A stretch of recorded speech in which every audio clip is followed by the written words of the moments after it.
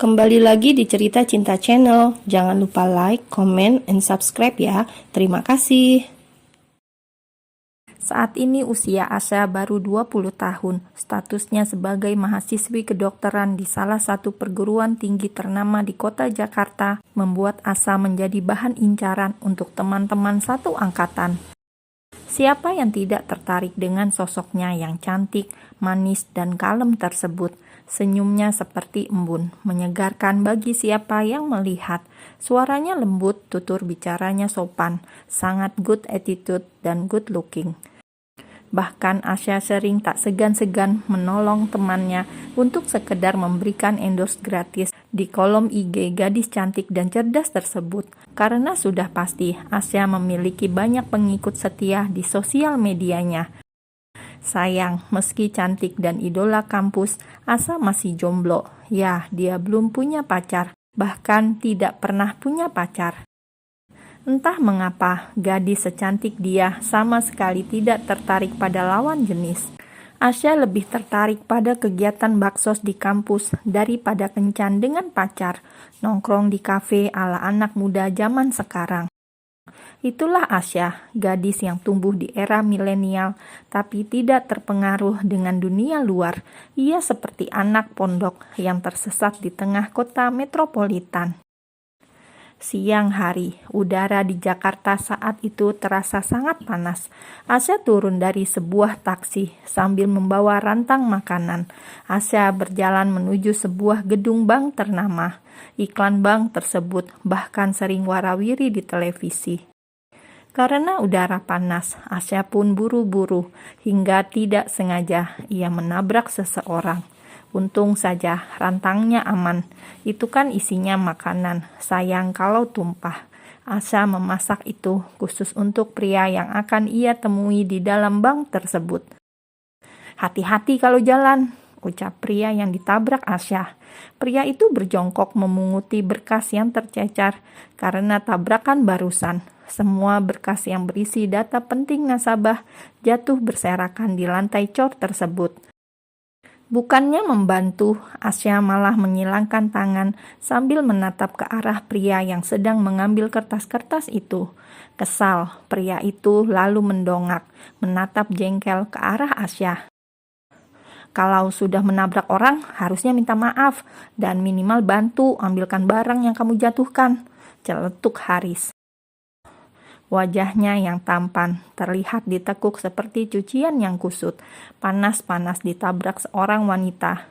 Cantik sih, tapi nggak sopan. Sudah nabrak malah belagu. Dia mematung, hanya memperhatikan dirinya yang sibuk memulung berkas-berkas miliknya yang berantakan di lantai. Kau tidak dengar aku bilang apa? Haris mulai kesal. Karena berkasnya malah tersapu angin, lari ke sana kemari. Bukannya ikut menolong, Asya benar-benar hanya diam mengamati seperti juri. Astaga, desis Haris yang menahan rasa kesal. Maaf ya, aku gak mau kayak di film-film. Tidak sengaja tabrakan, ngambil barang-barang bareng, terus tangan gak sengaja bersentuhan, lalu tukar nomor dan jadian. Celetuk Asya dengan sangat lancar dan mengangkat dagunya tinggi. Astagfirullahalazim, salah makan apa gadis ini? Batin Haris menatap Asya. Ia sama sekali tidak habis pikir. Apa yang ada dalam kepala Asya membuatnya geleng-geleng. Kok ada gadis model begini? Yang ada Haris malah tidak tertarik. Kalau begini, ceritanya seolah-olah ini adalah skenario Haris. Sengaja menabrak biar mereka mengalami momen yang Asya halukan barusan. Gadis aneh, gumam Haris. Ya sudah, pergilah. Kenapa kau tetap berdiri di sini? Cetus Haris sambil memungut kertas yang terakhir. Asa yang biasanya sangat ramah pada semua orang, entah mengapa saat itu sangat jengkel saat melihat Haris. Padahal ini adalah pertemuan mereka yang pertama. Dengan langkah percaya diri, Asya berbalik sambil tangannya membawa rantang. Asya berjalan masuk ke dalam bank. Siang Pak, sapa Asya pada petugas keamanan yang membuka pintu untuknya. Siang Mbak Asya, ini buat Bapak. Asya mengeluarkan sesuatu dalam tasnya, sepertinya makanan ringan, sedangkan rantang miliknya tidak boleh buat siapapun, khusus untuk someone spesial di hati Asya. "Permisi Pak, silakan Mbak." Di belakang Asya, Haris berjalan sambil mendekat berkas. Pria itu memasang muka serius tatkala masuk ke gedung bank yang cukup bergengsi tersebut. Haris sendiri adalah branch manager di bank tersebut. Saat ia berjalan, semua pegawai melempar senyum padanya dengan ramah. Haris hanya mengangguk sedikit, kemudian masuk ke dalam ruangannya sendiri. Di belahan kota yang lain, Sukabumi, di salah satu pusat pendidikan kepolisian terbaik di negeri ini, seorang pria nampak fokus dengan benda yang ia pegang, siap menembus apa saja yang ia bidik. Dor, tembakan pas mengenai sasaran. Sekali lagi ia mencoba, hasilnya sama. Dia adalah perwira terbaik, sepertinya calon komandan masa depan. Tidak hanya itu, selain menguasai dunia pertembakan, sosok tersebut juga terkenal sangat disiplin, kaya akan prestasi. Cintanya pada tanah air pun tidak diragukan lagi. Bagi pria berbadan tegap dan atletis itu, cintanya sekarang ini adalah negaranya. Hanya negara, karena dia masih betah jomblo. Perwira tampan itu sibuk dengan urusan negara hingga tidak mau memikirkan masalah asmara. Dia adalah Bima Sena, pria 27 tahun, salah satu perwira terbaik di negeri ini. Hari-harinya hanya ia habiskan untuk negara, tidak ada yang lain. Sebenarnya ia sedang mengincar seorang gadis. Sudah lama sekali, sejak gadis itu masih belia. Bima bukannya tidak normal, karena menyukai seorang gadis kecil saat dia duduk di bangku SMA. Pertemuan pertama di rumah temannya saat SMA dulu cukup membuatnya terkesima. "Bagaimana kabarmu Asya?" gumam Bima tersenyum getir. Sudah lama ia tidak mendengar kabar gadis kecil itu. Adik dari sahabatnya sendiri semasa sekolah menengah atas. Dulu seringkali ia pura-pura belajar kelompok, hanya sekedar melihat Asya bermain. Tidak lupa selalu membawa coklat saat belajar kelompok. Ia memang terkesima dengan kepandaian Asya. Di usia yang baru 10 tahun, Asya sudah duduk di bangku SMP. Kecerdasan Asya membuat Bima kagum. Hingga semasa SMA, ia iseng ke sana.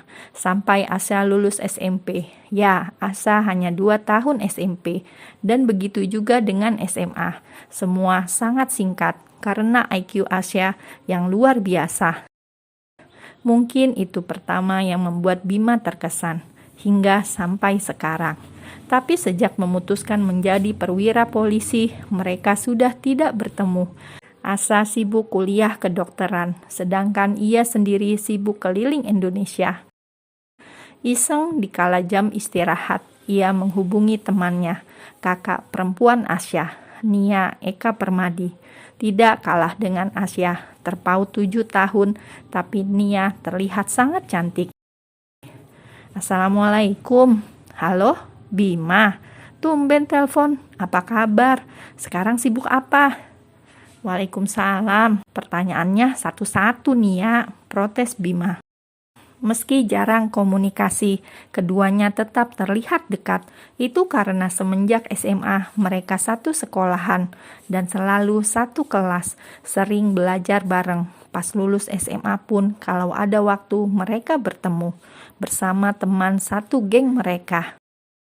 Nia, Bima, dan Firman, trio kuek-kuek, sahabat saat muda sampai mereka sudah menginjak usia dewasa. Tumben telepon. Ada apa? Aku dengar kamu baru tugas dari Aceh." "Alhamdulillah, kabar baik. Sekarang sudah di Sukabumi." "Oh, terus ada apa ini?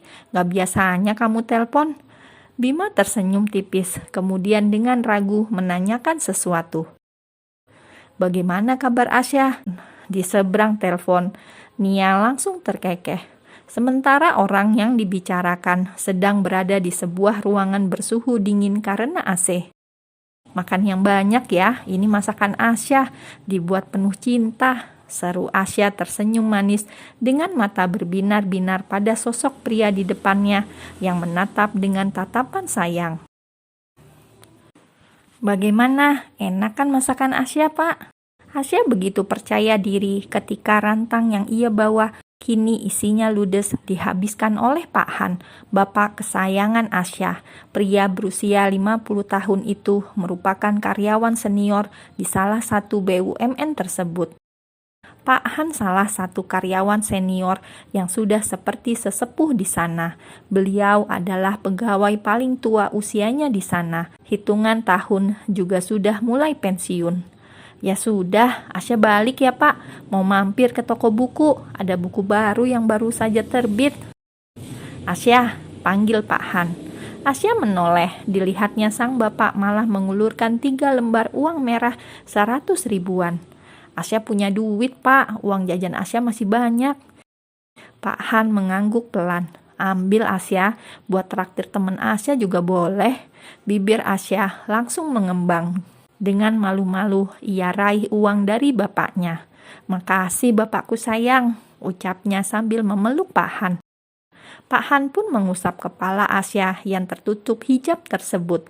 Dengan lembut, ia mengusap sayang kepala putri ketiganya itu. Asya anak terakhir, paling manja, paling manis, dan paling dekat dengan bapaknya. Daripada Ibu Weni, nama ibunya Asya. Ini karena Ibu Weni sibuk. Beliau kepala sekolah di sebuah SMA ternama di kota itu. Jadwal Ibu Weni sangat padat, sering sekali Asya kurang waktu dengan ibunya itu. Sebagai gantinya, Asya lebih dekat dengan bapaknya, bapak yang sudah seperti temannya sendiri tersebut. Ya sudah, Asya balik ya Pak. Asya mendekatkan wajahnya, kemudian mengecup punggung tangan Pak Han. Keduanya terlihat dekat, saling tatap dengan tatapan penuh kasih, membuat orang di seberang ruangan yang mengamati sejak tadi ngedumel tidak jelas. Astagfirullahalazim, masih muda, sudah jadi istri simpanan, gerutu Haris. Ia lalu kembali mengintip. Dilihatnya lagi, Pak Han mengusap pipi Asya, padahal Pak Han sedang merapikan sehelai rambut Asya yang keluar dari hijabnya. Makin kekilah si Haris, branch manager itu tiba-tiba gusar sendiri, tidak suka kantor dijadikan tempat yang tidak pantas. Haris ini manajer baru, dia tidak tahu siapa Asya. Ia hanya mengira bahwa Asya wanita nggak benar, malu sekali dengan hijabnya. Tapi kelakuan minus, seperti pria julid Haris Komat Kamit mengatai Asya.